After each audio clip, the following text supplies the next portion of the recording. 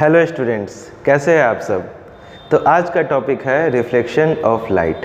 क्या होता है रिफ्लेक्शन और इससे रिलेटेड अदर कॉन्सेप्ट्स, इन सबको आज हम इस वीडियो लेक्चर में क्लियर करेंगे।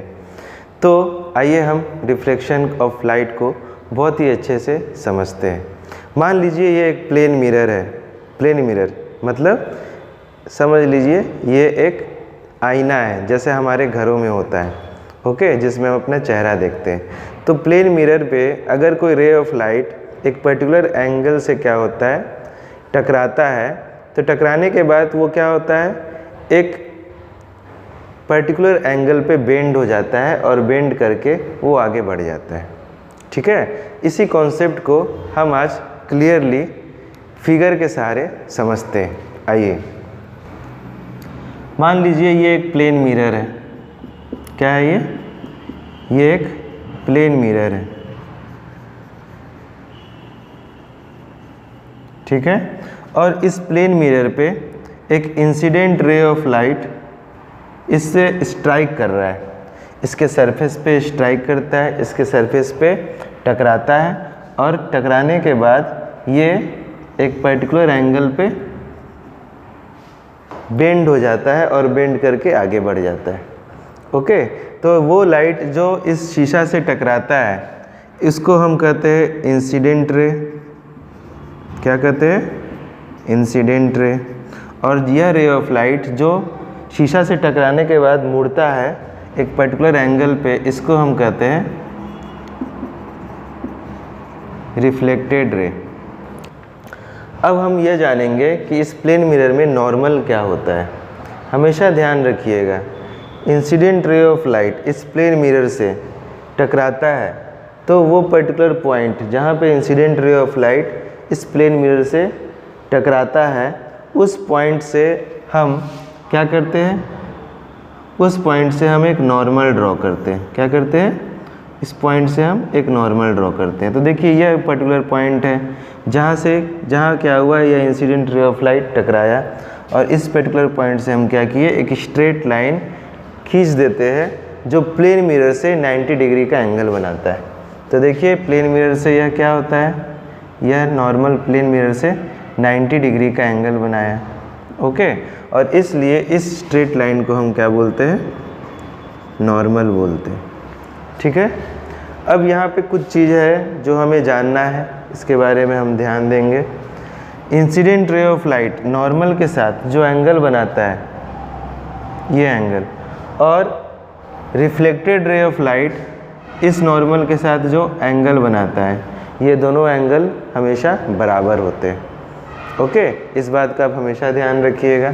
इस एंगल को हम बोलते हैं एंगल आई और इस एंगल को हम बोलते हैं एंगल आर।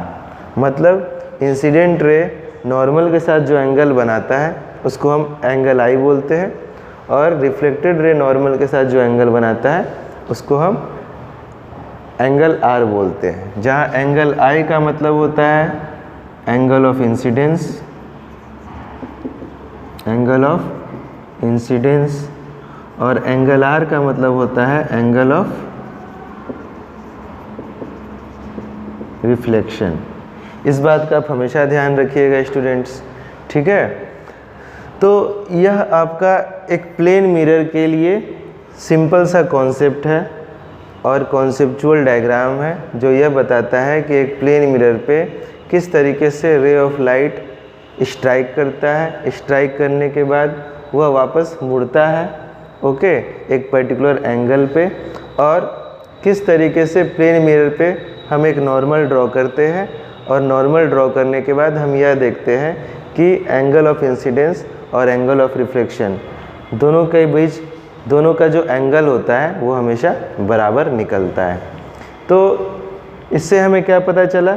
इससे हमें यह पता चला कि जब भी मिरर पे कोई रे ऑफ लाइट स्ट्राइक करेगा तो वो इस तरीके से स्ट्राइक करेगा कि एंगल ऑफ इंसिडेंस और एंगल ऑफ रिफ्लेक्शन हमेशा बराबर होंगे।